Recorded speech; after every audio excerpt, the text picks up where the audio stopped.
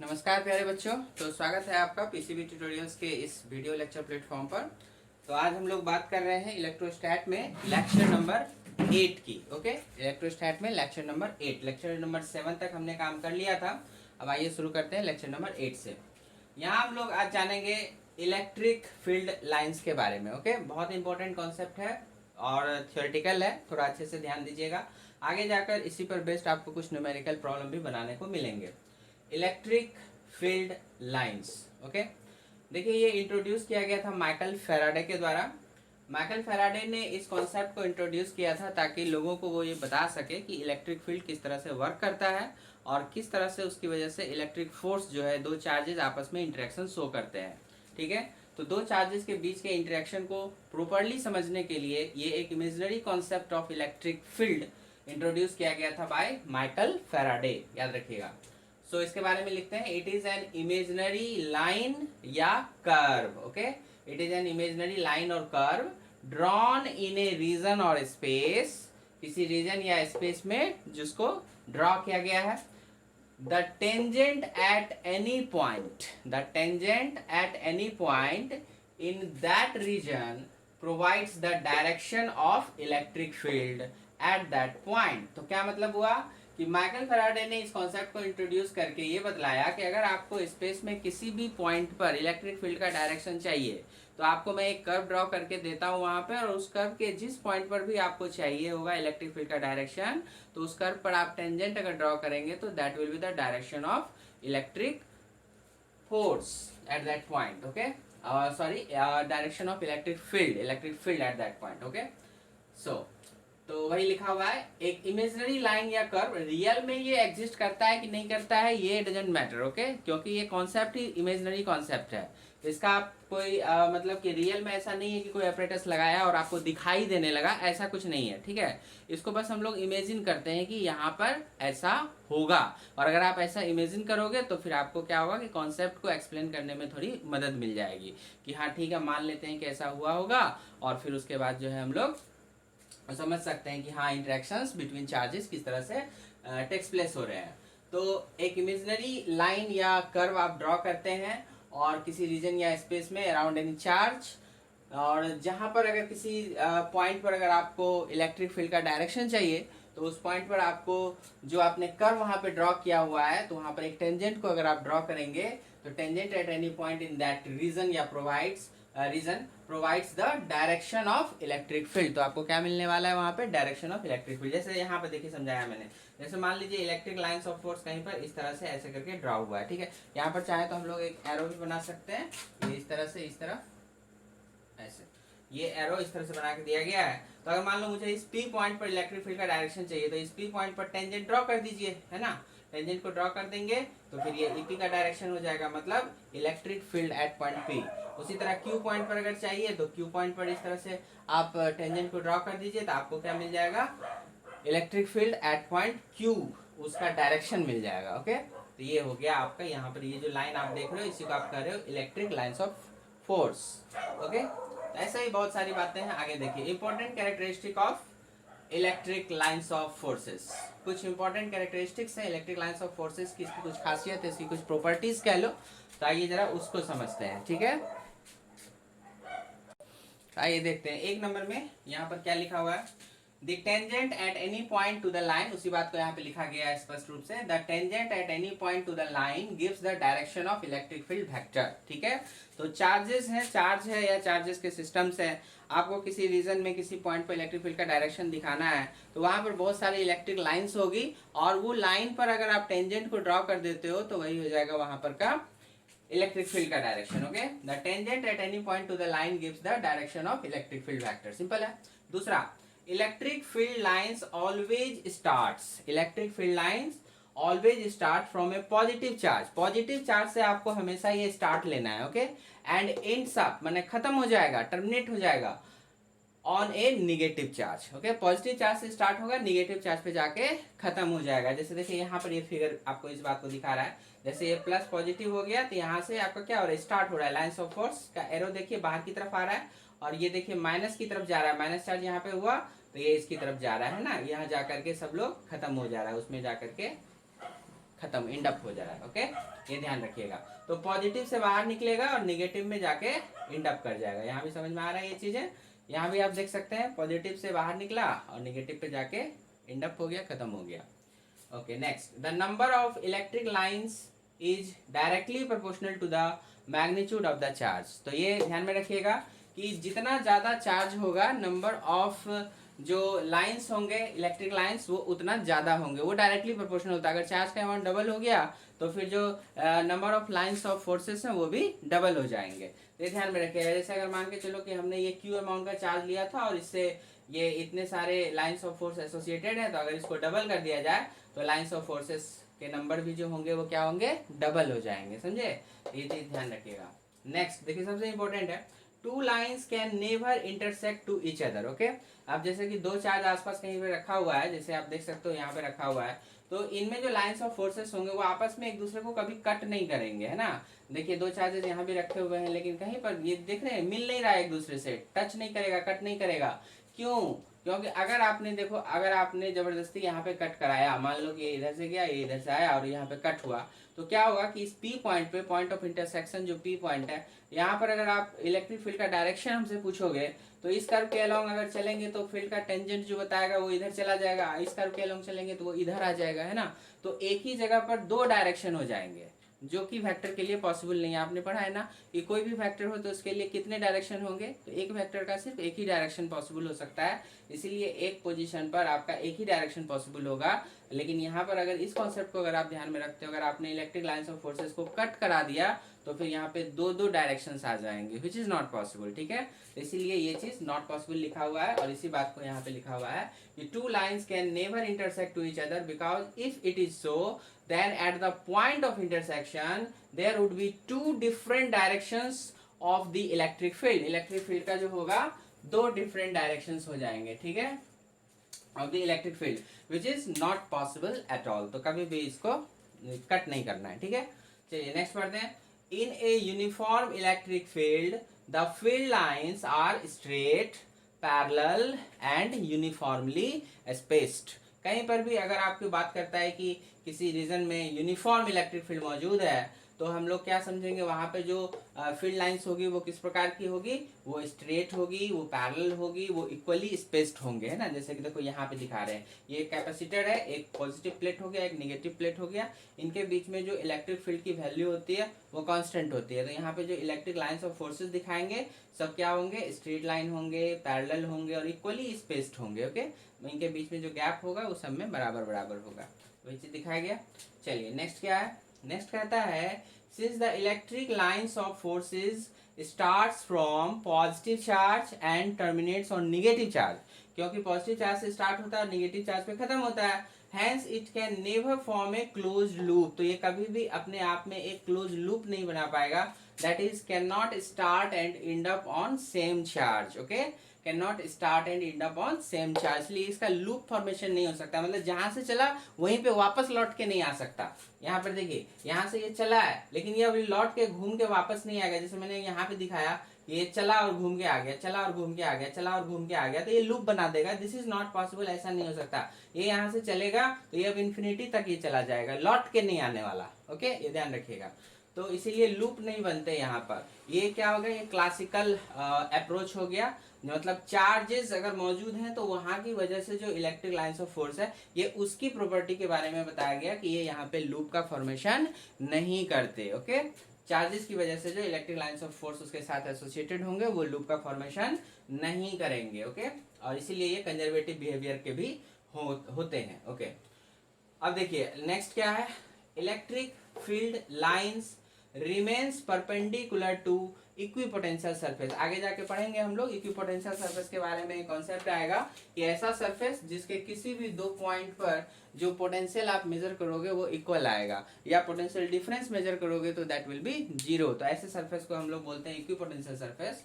तो ये जो इलेक्ट्रिक लाइंस ऑफ फोर्स है ना, इसका एक खास प्रॉपर्टी है, ये ऐसे ये इक्विपोटेंशियल सरफेस के परपेंडिकुलर एग्जिस्ट करता है। कोई भी इक्विपोटेंशियल सरफेस होगा तो उसके परपेंडिकुलर लाइंस ऑफ फोर्स होगा। जैसे आप देख सकते हैं कि यहाँ पे मैंने ये वाला प्लेट है ना, ये सब प्लेट जो है ये वाला प्लेट, ये सबका सब सेम पोटेंशियल पर आएगा। तो यहाँ से परपेंडिकुलर लाइंस ऑफ फोर्स आप देख सकते हैं वो बाहर गया है, इधर भी सबके सब सेम पोटेंशियल पे आएंगे, परपेंडिकुलरली वहाँ एंट्री हुआ है। ओके, इस तरह से तो वो remains perpendicular to equipotential surface.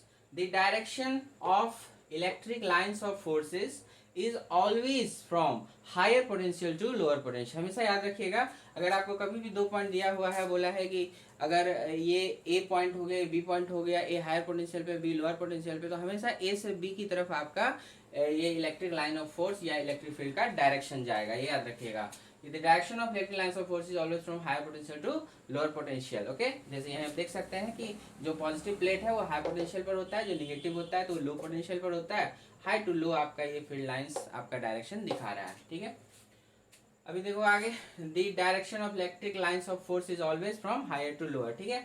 फिर if there is no electric field then there will not be any electric lines of force and vice versa. अगर किसी भी रीजन में कहीं पर भी अगर आप बात करते हो कि यहाँ पे कोई भी इलेक्ट्रिक फील्ड मौजूद नहीं है, इसका मतलब वहाँ पे कोई भी लाइंस ऑफ फोर्स मौजूद नहीं होगा। एंड वाइस वर्सा, मतलब अगर कोई लाइंस ऑफ फोर्स वहाँ पे मौजूद नहीं है तो हम कहेंगे वहाँ पे इलेक्ट्रिक फील्ड भी मौजूद नहीं है। जैसे कहाँ पे, इनसाइड द मेटालिक कंडक्टर। देखिए कोई मेटालिक कंडक्टर है, मेटल है, ठोस है, और उसके अंदर में क्या होता है कि फील्ड एग्जिस्ट नहीं करता है। ओके, क्योंकि जितना ये जाएगा ना उतना ही अपोजिट से उधर से आ भी जाता है इंडक्शन के थ्रू। ये वाला पार्ट जो होता है यहाँ पर अपोजिटली चार्ज हो जाता है, यहाँ पे अपोजिटली चार्ज हो जाता है, तो एक उल्टा फील्ड बन जाता है जो इधर वाले ओरिजिनल को कैंसिल कर देता है। तो ओवरऑल रिजल्ट यही आता है कि अंदर में कोई फील्ड एग्जिस्ट नहीं करता है। तो आपको ये बात याद रखना होगा कि कंडक्टर के inside a conductor, solid conductor, okay, inside a solid conductor आपको कोई भी फील्ड जो होगा वो एग्जिस्ट नहीं करेगा, इलेक्ट्रिक फील्ड एग्जिस्ट नहीं करेगा।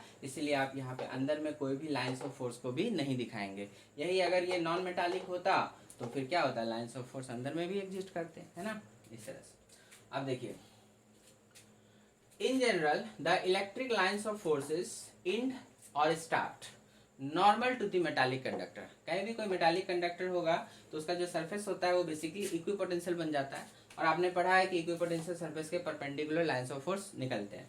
तो इसलिए बात हो गई कि electric lines of forces and और स्टार्ट, शुरू या खत्म होगा normal to the metallic conductor surface जो होंगे उसके। जैसे आप देख सकते हैं यहाँ पर मेटालिक कंडक्टर प्लेन है, यहाँ से नॉर्मली इस तरह से यहाँ से निकल रहा है, और यहाँ भी प्लेन है, सीधे सीधे यहाँ पे खत्म हो रहा है, ठीक है। चलिए तो फिर नेक्स्ट पढ़ते हैं, the relative closeness of the electric lines of forces. Electric lines of forces का जो रिलेटिव क्लोजनेस होगा, ओके, मतलब कि स्पेस बिटवीन देम, तो वो आपको क्या बताता है, वो बताता है about the strength of electric field. वो बताता है about the strength of electric field, मतलब जितना ज्यादा close lines of force exist करेंगे ना, तो आप लोग कह सकते हैं कि उतना ज्यादा स्ट्रॉन्ग इलेक्ट्रिक फील्ड वहाँ पे मौजूद होगा। जैसे ये फिगर देखिए, इसी बात को एक्सप्लेन किया जा रहा है कि जैसे अगर लाइंस ऑफ फोर्स इस तरह से हो गया, ऐसे करके इस तरह से डाइवर्जिंग नेचर का, तो अगर शुरुआत के किसी पोजीशन को आप देखिए, ये पॉइंट ए है, और बाद के पोजीशन को देखिए बी है, तो यहाँ पर क्लोजनेस ज्यादा है, इलेक्ट्रिक लाइंस ऑफ फोर्स उतने ही है, लेकिन ये क्या है, छोटे से रीजन में आपको ज्यादा इलेक्ट्रिक लाइंस ऑफ फोर्स है। यहाँ पे उतने ही लाइंस ऑफ फोर्स है, लेकिन रीजन क्या हो गया, रीजन तो इसका बड़ा हो गया, है ना। तो रीजन बड़ा हो गया मतलब इनके बीच में, लाइंस ऑफ फोर्स के बीच में जो स्पेस है, क्लोजनेस है, वो जो आपको हो गया, यहाँ पर आप देख सकते हैं कि वो कम हो गया है, क्लोजनेस माने स्पेस बढ़ गया है इनके बीच में। तो स्पेस अगर बढ़ेगा तो स्ट्रेंथ वहाँ पे कम हो जाएगा, और यहाँ पे क्या हुआ है, एकदम इसके बीच में क्लोजनेस ज्यादा है, तो यहाँ पे हम कहेंगे स्ट्रेंथ इसका ज्यादा होगा। इसलिए हमने लिखा है magnitude of electric field at A is greater than magnitude of electric field at B. Okay, इस तरह की बात ध्यान में रखिएगा। तो on an average electric field और उसकी प्रॉपर्टी से related, electric lines of force and उसकी प्रॉपर्टी से रिलेटेड यही सारी बातें हैं। आपको बोर्ड में भी कभी कभी पूछ देता है कि 2-4 प्रॉपर्टी जरा लिखिए इलेक्ट्रिक लाइंस ऑफ फोर्स के बारे में, तो वो आपको ये सब ध्यान में रखना है। और आगे जो अब इसके बाद जो भी आप पढ़ते हैं तो वो इन्हीं प्रॉपर्टीज की बातों को ध्यान में रखते हुए आगे हम लोग उसको अप्लाई करते रहते हैं, ठीक है। तो चलिए अब आगे भी कुछ देख लेते हैं। आइए बच्चों, तो आगे बात करते हैं about continuous distribution of charge. तो अभी तक जो भी आपने पढ़ा उसमें मोस्ट ऑफ द केसेस में आप पॉइंट चार्जेस को डील कर रहे थे, लेकिन ऐसा भी हो सकता है कि चार्ज जो वो डिस्ट्रीब्यूटेड फॉर्म में हो। जैसे यही एक रॉड है और इसी को अगर रब किया जाए किसी कपड़े वगैरह से, तो फिर क्या होगा, इस पर चार्ज आ जाएगा, और इस पर जो चार्ज आ जाएगा वो यहाँ से वहां तक फैला हुआ चार्ज होगा, मतलब एक तरह से लीनियरली डिस्ट्रीब्यूट हो गया है चार्ज। तो इस तरह से चार्ज जो है किस तरह के ऑब्जेक्ट के ऊपर है, उस पर आप कह सकते हैं कि there are 3 types of continuous distribution of charges. उसमें से पहला हो गया आपका सबसे आसान, लीनियर डिस्ट्रीब्यूशन ऑफ चार्ज। तो इस केस में क्या होगा, charge is spread over a linear body. कोई भी लीनियर बॉडी हो सकती है, जैसे किस तरह का बॉडी, रॉड हो सकता है, कोई स्ट्रिंग हो सकता है, या फिर कोई रिंग या रिंग का कोई पार्ट हो सकता है। ठीक है, तो इस पर हो गया, जैसे यहाँ मैंने एक रॉड बनाया, इसकी लेंथ L है, और मान के चलो कि इस पर जो चार्ज है वो Q हो गया। तो ये Q चार्ज L लेंथ के ऊपर स्प्रेड हो गया। यहाँ भी मान के चलिए कि Q है और L लेंथ के ऊपर स्प्रेड हो गया है।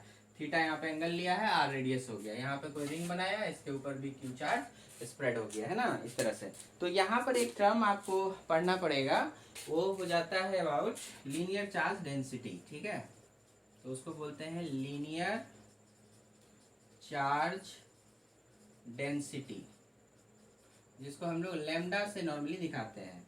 ये लैम्डा क्या हो गया, ये हो गया आपका, जो भी दो तरह से इसको निकाल सकते हैं, या तो आप टोटल चार्ज देख लो अपॉन टोटल लेंथ देख लो। ठीक है, क्योंकि लीनियर है तो उसकी अपनी लेंथ आएगी। तो अगर मैं इसके लिए बात करूं तो आप समझ सकते हैं Q बाई एल, सिंपल है, ये भी Q बाई एल, ये भी Q बाई एल आ जाएगा। एल मतलब पूरा लेंथ हो जाएगा, पेरीमीटर। तो इस तरह से समझ सकते हैं। ठीक है, तो ये लैम्डा हो जाएगा total charge upon total length. ठीक है, और इसी में अगर कभी कभी एलिमेंट्री कैलकुलेशन करने की जरूरत पड़ जाए तो आप लिखेंगे elementary charge upon elementary length. ठीक है, तो कैसे करते हैं ये एलिमेंट्री चार्ज एलिमेंट्री लेंथ को? देखिए, टोटल चार्ज तो आपका जैसे Q हो गया, और टोटल लेंथ की बात करें तो मान लो L हो गया। एलिमेंट्री चार्ज वहां पे dq ले लिया जाएगा और एलिमेंट्री लेंथ dl हो जाएगा। इस तरह से आप काम कर सकते हो। ठीक है, अभी यहाँ पर हम लोग देखेंगे कि एलिमेंट्री सेक्शन हम लोग किस तरह से दिखा सकते हैं। तो यहाँ पर जैसे इसमें दिखाना होगा, तो कहीं भी किसी भी पॉइंट के रिस्पेक्ट में अगर आप दिखा रहे हैं, जैसे कि हम लोग एक छोटा सा सेक्शन ले लेंगे, ये Q चार्ज जो है वो पूरे पर है, तो इस छोटे से सेक्शन जिसको हमने dl लेंथ का बोल सकते हैं हम लोग, ये dl लेंथ का हो जाएगा, और इसके ऊपर चार्ज dq हो जाएगा। ठीक है, तो आप यहाँ पर के लिए जो लैम्डा लिखोगे वो लिखना होगा dq by dl। Okay, elementary वाला सेक्शन में जो आप काम कर रहे हो ना, ये सबसे ज्यादा इंपॉर्टेंट है, तो ये जरूर ध्यान में रखना चाहिए आपको। यहाँ भी क्या होगा, जैसे यहाँ पर ऐसा कुछ है, तो कुछ एंगल पर आप ले लेंगे।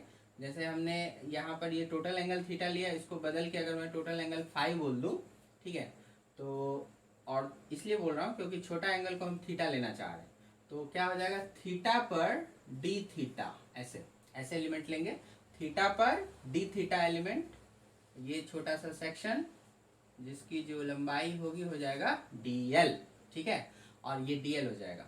तो यहाँ पर भी जो लैम्डा आएगा हमारा, वो लैम्डा बन जाएगा वही इसके ऊपर जो छोटा सा जो चार्ज आएगा dq, तो dq अपॉन dl। ओके, अब इसी को और क्या लिख सकते हैं, और इसी को क्या लिख सकते हैं आप, तो देखो ये जो dl है ना, ये dl को लिखा जा सकता है r इंटू डी थीटा। क्यों? क्योंकि देखो अगर टोटल आप एंगल लेके चलोगे फाई, तो थीटा बराबर एल बाय आर, एक तरह का आपने पढ़ा होगा, सर्कल के लिए वैलिड होता है। तो जैसे फाई यहाँ पर हो जाएगा बराबर टोटल एल बाय और आर, है ना, ऐसा। तो उसी तरह से अगर स्मॉल एंगल डी थीटा के लिए आप देखोगे, तो डी थीटा बन जाएगा small D L by R, radius तो वही रहेगा, तो डीएल निकालेंगे तो क्या हो जाएगा, आर डी थीटा। ठीक है ना, तो डी क्यू आपका यहाँ पर रहने दो, और dl को हम लिखने वाले हैं r इंटू डी थीटा। ठीक है, तो यहाँ से अगर मुझे कभी dq लिखने की जरूरत पड़ गई तो क्या लिखेंगे हम, lambda into R into D theta. ठीक है, क्योंकि dl बराबर आ जाएगा आपका r डी थीटा, तो यहाँ पे dl बराबर r डी थीटा, इस तरह से याद रखेंगे। और यहाँ पर तो dl dl ही रहेगा, इसमें तो कोई थीटा वाली बात तो आएगी नहीं, ये dq बराबर dl, तो इसका मतलब अगर कभी मुझे dq लिखना पड़ा इस केस में, तो लेमडा इंटू dl। ठीक है, ये याद रखिएगा। यहाँ पर क्या हो जाएगा, lambda into are D theta, और सिर्फ वही चीज यहाँ भी है, यहाँ भी लिख सकते हैं। तो यहाँ भी अगर आप लेमडा देखोगे, तो अगर आप टोटल चार्ज के बारे में देखते हो, तो टोटल चार्ज q हो गया, और टोटल लेंथ हो गया यहाँ पर 2 पाई r, तो ऐसे भी लिख सकते हैं। और अगर कोई आपने थीटा पर डी थीटा, तो हम लोग एक स्टैंडर्ड वे में ऐसे इस तरह से डायरेक्शन ले लिए, यहाँ से हम लोग थीटा ले लिए, यहाँ से छोटा सा डी थीटा ले लिए और यहाँ पर ये छोटा एलिमेंट डीएल ले लिए। This DL is of course R D theta, R इसका रेडियस था तो आर डी थीटा हो जाएगा, है ना, तो इतना ही आर डी थीटा हो गया। ठीक है, तो लैम्डा बराबर तो हमने ये भी पढ़ा ना, D Q by D L. ठीक है, और डी एल बराबर आर डी थीटा, तो सेम चीज चला आएगा यहाँ भी जो इसमें आया आर्क लेंथ में। तो आपका डी क्यू अगर यहाँ पे लिखना हुआ कभी तो आप लैम्डा आर डी थीटा इस तरह से भी हम लोग दे सकते हैं। ठीक है, तो ये थोड़ा याद रखिएगा लैम्डा के बारे में। ये क्या कहलाता है, linear charge density, linear charge density. Okay, अब इसी तरह से आपको आ जाएगा दूसरा जो हो जाएगा सरफेस चार्ज डेंसिटी। अभी लीनियर चार्ज डेंसिटी में क्या हुआ कि चार्ज जो था वो किसी लाइन के अलोंग स्प्रेड था, फैला हुआ था, और वही अगर सरफेस डिस्ट्रीब्यूशन ऑफ चार्ज हम लोग लिखेंगे तो वो क्या होगा, किसी 2 डायमेंशनल ऑब्जेक्ट के सरफेस पे फैल जाएगा। ठीक है, तो वहां भी एक टर्म बनेगा, उसको बोलेंगे सरफेस चार्ज डेंसिटी। ठीक है, तो आइए देखते हैं उसको। उसी तरह से 2 डायमेंशनल वाला surface charge distribution, in this case the charge is spread over any surface area. और ये सरफेस एरिया किस किस तरह के बॉडी के हो सकते हैं, तो surface of any 2 dimensional object, जैसे कि डिस्क का हो सकता है या कोई पार्ट ऑफ डिस्क ले लो आप, उसके बाद ट्रायंगुलर हो या फिर स्क्वायर या रेक्टेंगुलर प्लेट हो सकते हैं, या सरफेस ऑफ कंडक्टिंग स्फेयर या सिलेंडर। ओके, याद रखिएगा स्फेयर या सिलेंडर, और ये सॉलिड लो या हॉलो लो बोथ दोनों के लिए वैलिड होगा, लेकिन होना चाहिए यहाँ पे क्या, कंडक्टिंग, क्योंकि जब कंडक्टिंग होगा ना तो सॉलिड होने के बावजूद क्या होगा कि सारे चार्जेस सरफेस पर आ जाएंगे, तो फिर वो वहाँ पे आपको सरफेस डिस्ट्रीब्यूशन ही काउंट करना है। ओके, तो ऐसे केसेस में जो एक टर्म आपको कॉरेस्पॉन्डिंग टर्म डिफाइन होगा वो हो जाएगा सरफेस चार्ज डेंसिटी। तो आप यहाँ पे लिखते हैं अबाउट सरफेस चार्ज डेंसिटी, जिसको हम लोग यहाँ पे सिग्मा से डिनोट करते हैं। ओके, तो चार्ज पर यूनिट एरिया, तो सिग्मा जो होगा वो डिफाइन हो जाएगा। आपको अगर टोटल चार्ज लेके चलना है तो टोटल लेके चलेंगे, एलिमेंट्री लेके चलना है तो एलिमेंट्री हो जाएगा, इसीलिए इन जनरल हम लिख रहे हैं चार्ज अपॉन एरिया। ओके, और एलिमेंट्री फॉर्म में अगर आप लिखेंगे तो elementary charge upon elementary area, तो जब जैसा सिचुएशन आएगा तो उसमें यूज कर सकते हैं। यहाँ पर देख सकते हैं जैसे कि ये डिस्क है, तो डिस्क ये पूरा डिस्क के ऊपर पूरा जो चार्ज है वो क्यू है और ये आर रेडियस में फैला हुआ है, तो यहाँ जो सिग्मा बन गया क्यू बाई आर। ओके, ये बहुत सिंपल है इस तरह से। और उसी तरह से ये वाला हो गया एक स्क्वायर प्लेट, इसमें भी सिग्मा जो आएगा वो क्यू बाई एरिया का नाम, एरिया के नाम पे एल स्क्वायर आ जाएगा। यहाँ पर सिग्मा क्या बन जाएगा, Q by length into width L V हो जाएगा। और उसी तरह से यहाँ पे कंडक्टिंग स्फीयर होना चाहिए, चाहे सॉलिड हो चाहे हॉलो हो, फर्क नहीं पड़ेगा। तो यहाँ जो आपका सिग्मा बनेगा that sigma will be Q upon surface area, तो 4 पाई आर का स्क्वायर, 4 पाई आर स्क्वायर है ना, surface area of the sphere. और यहाँ पे एक सिलेंडर बनाया गया है, ये भी कंडक्टिंग होना चाहिए, तो सारे चार्जेस बाहर आ जाएंगे। तो यहाँ पर जो सिग्मा की वैल्यू हो जाएगी, टोटल चार्ज इज क्यू, तो डिवाइडेड बाय सरफेस एरिया, इसका सरफेस एरिया हम लोग लेते हैं 2 pi R L. Okay, 2 pi R into L. Okay, ये इसका सरफेस एरिया हो जाता है। तो इस तरह से इनकी बातें होंगी, और जब एलिमेंट्री सेक्शन कहीं कहीं पर जरूरत अगर पड़ता है तो फिर जब आएगा तो देखेंगे, बट इन जनरल आपको नीट के सिलेबस के हिसाब से देखें तो यहाँ पे एलिमेंट्री केस में काम करने की आपको ज़रूरत नहीं पड़ती है, या कहिए तो नहीं के बराबर पड़ती है। और कभी कभी कुछ अगर किसी क्वेश्चन में आएगा तो हम लोग बात अलग से कर लेंगे उसको। तो फिलहाल जो होगा ये ऑन एन एवरेज आपको सीधा सीधा total charge upon total area से ही काम करना पड़ेगा। ओके, अब इसी में आपको तीसरा जो चला आएगा, आपने देखा है 2 डायमेंशनल में किस तरह से डिस्ट्रीब्यूशन हो रहे हैं चार्जेस का, तो ऐसे ही आपको 3 डायमेंशनल में आ जाएगा, है ना, तो वो कहलाएगा वॉल्यूम चार्ज डिस्ट्रीब्यूशन। तो उसमें जो बॉडी होगा उसके पास, बॉडी के पास सॉलिड वॉल्यूम होना चाहिए। ओके, सॉलिड वॉल्यूम मतलब कि जो इस बार अब अगर आपका स्फीयर भी बनेगा तो वो सॉलिड स्फीयर बनेगा, सिलेंडर भी होगा तो वो सॉलिड सिलेंडर होगा, और प्लस क्या है, कंडक्टिंग नहीं होना चाहिए, क्योंकि कंडक्टिंग होगा तो वापस सारे चार्जेस सरफेस पे आएंगे, तो सरफेस वाला केस में कन्वर्ट हो जाएगा, तो वहां पे नॉन कंडक्टिंग होना चाहिए। ठीक है, तो ये चीजें हैं, तो देखिए उसको। तो इसी तरह से तीसरा हो गया वॉल्यूमेट्रिक डिस्ट्रीब्यूशन ऑफ चार्ज। तो in this case the charge is distributed या spread over the volume of any body. ठीक है, तो जो सॉलिड बॉडी होना चाहिए और उसके वॉल्यूम में आपको चार्ज मौजूद रहेगा, और बॉडी कैसा होना चाहिए, तो नॉन कंडक्टिंग, ये सब अंडरस्टूड होगा, ध्यान रखिएगा। Any non conducting solid body सच है चार्ज ऑन, ठीक है। तो मैंने फिर से यहाँ मेंशन कर दिया नॉन कंडक्टिंग, से भूलिएगा नहीं। तो नॉन कंडक्टिंग स्फीयर हो, सिलेंडर हो, क्यूब हो, क्यूबॉइड हो, तो किसी भी तरह का 3 डायमेंशनल ऑब्जेक्ट हो सकता है, सॉलिड होना चाहिए और नॉन कंडक्टिंग। तो जैसे आपको जो पढ़ना है वो मेनली यही दो आता है, और वो भी कभी कभी रेयर केस है। तो आपको एक सॉलिड स्फीयर होगा और नॉन कंडक्टिंग होगा, और इसमें जो भी चार्जेस आप देंगे वो अंदर में और सरफेस पर भी हर जगह मौजूद होगा।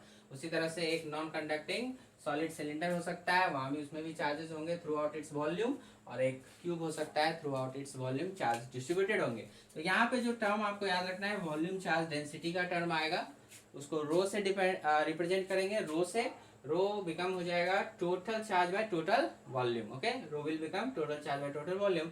और अगर कभी एलिमेंट्री कैलकुलेशन करने की जरूरत पड़ेगी आपको, तो elementary charge by elementary volume आपको वहां पर काउंट करना पड़ेगा। तो यहाँ पर भी वही है, जैसे इस केस में अगर आप रो को देखिएगा तो total charge by total volume, volume की जगह 4/3 पाई आर क्यूब, ये आपको सॉलिड स्फीयर के केस में जो नॉन कंडक्टिंग है वो आ जाएगा। यहाँ पर रो क्या आ जाएगा, क्यू टोटल चार्ज और टोटल वॉल्यूम। तो इसमें जो वॉल्यूम आप लिखते हो तो वो इसका वॉल्यूम क्या लिखते हैं, पाई आर स्क्वायर इंटू जो भी लेंथ है L, pi R square L, ये चलाएगा। और यहाँ पर उसी तरह से अगर रो लिखना है तो टोटल चार्ज क्यू अपॉन इसका वॉल्यूम एल क्यू, ठीक है, क्यू अपॉन एल क्यू, ये ध्यान रखिएगा। तो टोटल चार्ज क्यू है और हो जाएगा रो क्यू अपॉन एल क्यू। और इसी तरह एलिमेंट्री अगर लिखिएगा तो यहीं पर साइड में थोड़ा लिख देता हूँ, जैसे ये हो जाएगा D Q by D V, elementary volume जो भी आएगा। और यहाँ पर भी हो जाएगा आपका D Q by D V, यहाँ पर भी हो जाएगा D Q by D V, है ना, इस तरह से आ जाएगा। तो अगर आप थोड़ा सा देखो यहाँ पे एलिमेंट्री कैसे लिखते हैं, जो जरूरत पड़ती है हमको, तो जैसे आर रेडियस अगर आपने अंदर में लिया तो एलिमेंट्री सेक्शन इसका कुछ ऐसे कटेगा, ये आर पर डी आर थिकनेस का या एक्स पर डी एक्स थिकनेस का, ये इस तरह से अंदर में एक सेल हो जाएगा, सेल, ठीक है, ये वाला। तो इसके अंदर ये जितना चार्ज मौजूद हुआ वही हुआ आपका डी क्यू, ठीक है। तो उसको कैसे निकालोगे आप, तो उसके लिए मुझे एलिमेंट्री वॉल्यूम की भी जरूरत पड़ेगी। तो इसमें कैसे करना है आपको, इसकी जो वॉल्यूम बनी वही होगी डीवी।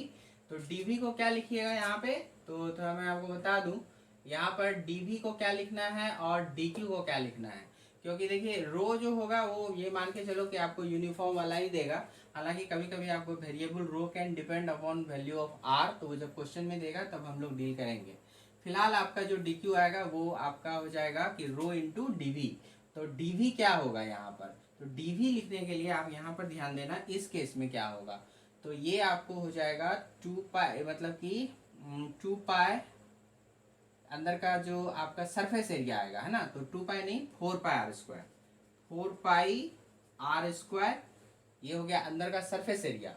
और एक्चुअली अंदर का आपको एलिमेंट्री वॉल्यूम लिखना है, तो सरफेस एरिया और इनटू थिकनेस, अगर सरफेस एरिया इनटू थिकनेस अगर आप करते हैं तो वो आपको क्या दे देता है, वॉल्यूम दे देता है, ठीक है, ये बात ध्यान में रखिएगा, सरफेस एरिया इनटू थिकनेस। तो सरफेस एरिया हो जाएगा आर, और थिकनेस के नाम पे आपने चूंकि आर पर ये जो रखेंगे तो आर के टर्म में ही डी आर रखेंगे, अगर एक्स लेते तो डी एक्स रखते। तो आर डिस्टेंस पर डी आर थिकनेस का आप ये सेक्शन काटेंगे, वही सेक्शन होगा एलिमेंट्री सेक्शन। तो 4 पाई आर स्क्वायर ये सरफेस एरिया हो गया, और इनटू क्या हो जाएगा डी आर, ठीक है। तो ये बन जाएगा एलिमेंट्री वॉल्यूम, तो ये ध्यान में रखेंगे। यहाँ पे यहाँ पर जब अगर कट करना होगा तो किसी भी सेक्शन से आप यहाँ पे इस तरह से कट कर सकते हैं एलिमेंट्री, ये ऐसे करके, तो ये एक डिस्क टाइप का निकल के आ जाएगा, जिसका रेडियस तो आपका फोर्स आर ही बन रहा है, और थिकनेस जो है अगर आप यहाँ से यहाँ एक्स ले लो तो एक्स पे डी एक्स थिकनेस की आप बात कर लो, यहाँ पे एक्स पर डी एक्स थिकनेस, ओके। तो यहाँ पर भी जो उसी तरह से वॉल्यूम आएगा तो वो क्या आएगा, एलिमेंट्री वॉल्यूम आप जब भी लिखेंगे, एलिमेंट्री वॉल्यूम तो जब भी लिखेंगे तो क्या होगा, एरिया ऑफ क्रॉस सेक्शन। तो एरिया ऑफ क्रॉस सेक्शन यहाँ पे क्या आ गया, पाई आर स्क्वायर, ये जो सामने का एरिया बना, और इनटू थिकनेस, थिकनेस के नाम पे आ गया डीएक्स, ठीक है, पाई आर स्क्वायर इंटू डीएक्स, ये बन जाएगा यहाँ पे डीवी। तो जब आपको डी क्यू लिखना होगा तो रो इंटू डी वी, और डी वी की जगह ये सब चलाएगा। और उसी तरह से अगर आप इसमें, तो इसमें आपको एलिमेंट्री की जरूरत फिलहाल तो नहीं पड़ती है, आप छोड़ दो। तो ये दो आपको इंपॉर्टेंट है, ये जरूरत पड़ेगा आपको। तो इसका एलिमेंट्री वॉल्यूम लिखना होगा तो 4 pi R square into D R करना। अगर एक्स डी एक्स करोगे तो 4 pi X square into D X हो जाएगा, ये ध्यान में रखिएगा, ठीक है। तो एलिमेंट्री कैलकुलेशन में ये आपको हेल्प कर देगा इस तरह से। और यहाँ पर अगर होगा तो क्या करना है, अगर x पर dx थिकनेस का एक डिस्क काट लिया, वही उस डिस्क पर जितना भी चार्ज होगा उसी को आप बोलेंगे dq। तो dq कैसे आएगा, तो वो आएगा रो इंटू dv से। और dv कैसे आएगा, तो area of cross section into thickness, वो करेंगे तो उससे मिल जाएगा। उसकी जरूरत नहीं पड़ती है ओवरऑल, अगर डायरेक्ट सीधा पूछा तो total charge by total volume ऐसे कर लेंगे। तो ये वाला पार्ट हो गया आपका, ठीक है। चलिए तो फिर अब इसमें आगे बढ़ते हैं थोड़ा सा। तो ये सिंपल सिंपल दो सवाल है, जरा इसको देख लीजिए, समझ लीजिए, ऐसे भी क्वेश्चन कभी कभी दिख जाते हैं आपको एग्जाम में। तो what charge would be required to electrify a sphere of radius 25 centimeter. Radius आपको दिया हुआ है, so as to get a surface charge density. जैसे ही क्वेश्चन में सरफेस चार्ज डेंसिटी की बात की इसने, मतलब समझ जाइएगा कि ये आपको जो है कौन सा 2 डायमेंशनल ऑब्जेक्ट वाला केस आपको पकड़ लिया ये, ठीक है। तो स्फेयर है, नॉर्मली होता क्या है कि स्फेयर देखने पर बच्चों को ये नहीं समझ में आता कि इसको मैं 2 डायमेंशन में डील करूं या फिर 3 डायमेंशन में, मतलब कि कंडक्टिंग नॉन कंडक्टिंग कुछ तो दिया हुआ नहीं है तो क्या करें। तो यहाँ पर इससे आपको हिंट मिलेगा, अगर सरफेस चार्ज डेंसिटी बोल दिया तो मतलब साफ है कि 2 डायमेंशनल वाला सारा कैलकुलेशन चलेगा। तो आपको बोलता है कि सरफेस चार्ज डेंसिटी मतलब सिग्मा, तो गिवन क्या हो गया सिग्मा, सिग्मा 3/पाई, और यूनिट हो गया कूलम पर मीटर स्क्वायर, ऊपर में चार्ज नीचे में एरिया का यूनिट हो गया कूलम पर मीटर स्क्वायर। तो कहता है कि इतना आना चाहिए, और रेडियस आपको दिया हुआ है, रेडियस ऑफ द स्फीयर दिया हुआ है 25 सेंटीमीटर। तो इसको हम क्या लिख दें, 0.25 मीटर लिख सकते हैं इस तरह से। तो आप जानते हैं कि सिग्मा बराबर total charge by total area, तो Q बिकम सिग्मा इंटू ए। तो सिग्मा हमारा दिया हुआ था 3/पाई कूलम पर मीटर स्क्वायर, ऐसा यूनिट में ही है, और एरिया आप यहाँ से निकाल लो तो 4 पाई आर स्क्वायर है ना। तो आर स्क्वायर की जगह 0.25 का होल स्क्वायर, इस तरह से काम हो जाएगा। अब इसी को अगर आप सॉल्व कर दीजिए काम हो जाएगा। तो ये कैंसिल कर दीजिए, 12 हो गया, और ये क्या करना है 0.25 है तो 1/4 इसको रहने दीजिए, है ना। तो 0.25 मीन्स 1/4, और 1/4 का स्क्वायर तो 16 है ना। तो कट करेंगे तो 3/4 मतलब 0.75 कूलम चार्ज आपका आंसर हो जाएगा। सिंपल है।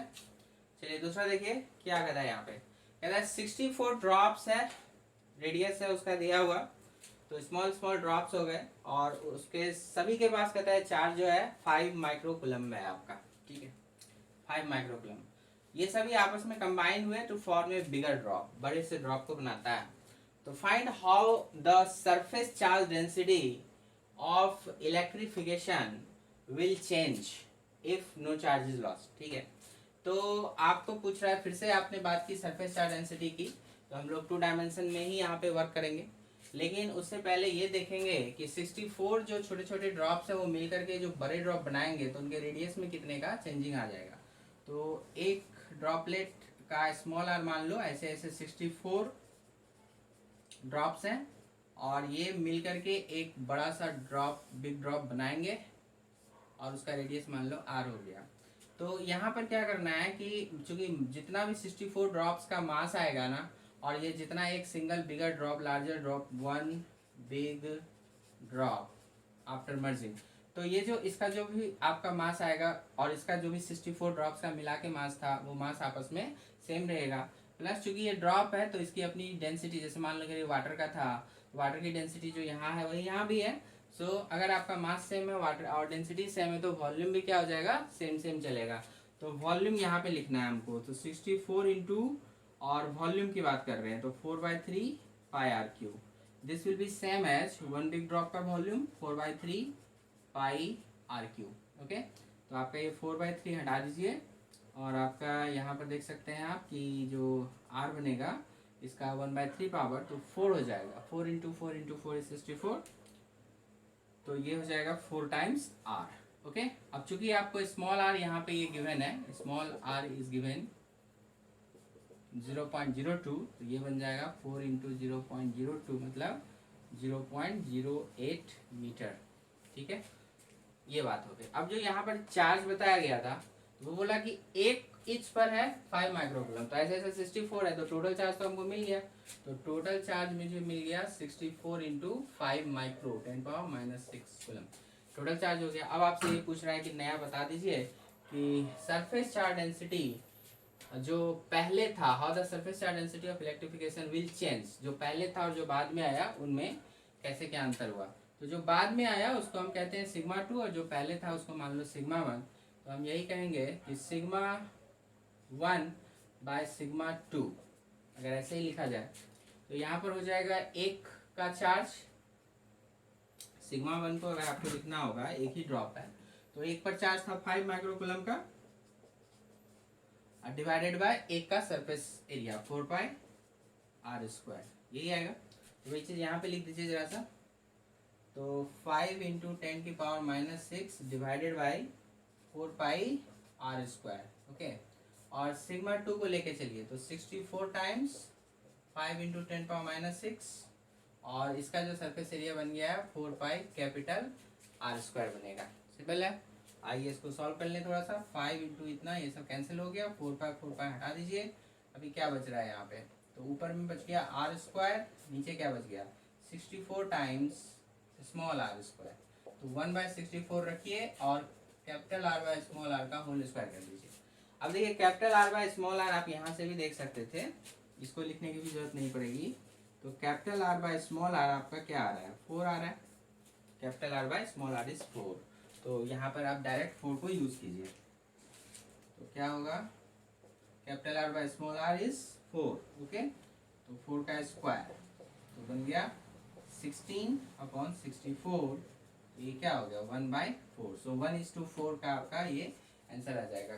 तो पहले के मुकाबले अब 4 गुना आपको जो सिग्मा 2 की वैल्यू है, सरफेस चार्ज डेंसिटी है, वो पहले के मुकाबले 4 गुना बढ़ जाएगी। ठीक है, तो ये चीज़ें थोड़ा सा ध्यान में रखेंगे, क्योंकि सारे चार्जेस जो आएंगे ना अभी वो सबके सब सरफेस पर आ जाएंगे। अभी क्या था, वो सब था यहाँ पर जो टोटल ओवरऑल सरफेस एरिया होता है ना, वो बड़ा होता है, ज़्यादा होता है, क्योंकि अगर आप कोई भी एक बड़ा सा ऑब्जेक्ट है उसको अगर तोड़ोगे, छोटे छोटे में कन्वर्ट करोगे, तो वहाँ पे सरफेस एरिया इंक्रीज हो जाता है डेफिनेटली।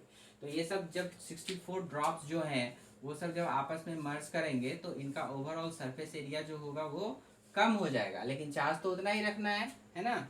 तो चार्ज अपॉन एरिया, और आपने कहा कि यहाँ पे एरिया कम हो गया, एरिया कम हो जाएगा, चार्ज अभी उतना ही है, तो फिर क्या होगा, ओवरऑल वैल्यू तो बढ़ जाएगी ना, इसीलिए सिग्मा 2 की वैल्यू इंक्रीज करेगी। और वो कितना टाइम हो जाएगा, तो 4 टाइम इंक्रीज हो जाएगा। तो आपको कहने को ऐसे भी कह सकते हैं सिग्मा 2 = 4 टाइम्स सिग्मा 1। ठीक है, ये भी ऑप्शन में मिल सकता है। तो इस तरह से छोटे छोटे क्वेश्चंस हैं, आपको आगे और भी बहुत सारे एप्लीकेशंस हैं, तो वो हम लोग आपको नेक्स्ट वीडियो में कंटिन्यू करेंगे। तो आई होप कि लेक्चर नंबर 8 यहाँ तक आप अच्छे से पढ़ लिए, समझ लिए, और अब हम लोग आगे का काम करेंगे। जो इसी सब जो लाइंस ऑफ फोर्स आपने पढ़ा, जो उसकी प्रॉपर्टी पढ़ी, उन्हीं से रिलेटेड है। तो जल्दी मिलते हैं नेक्स्ट वीडियो लेक्चर में, तो तब तक इसको कंप्लीट कर लीजिए।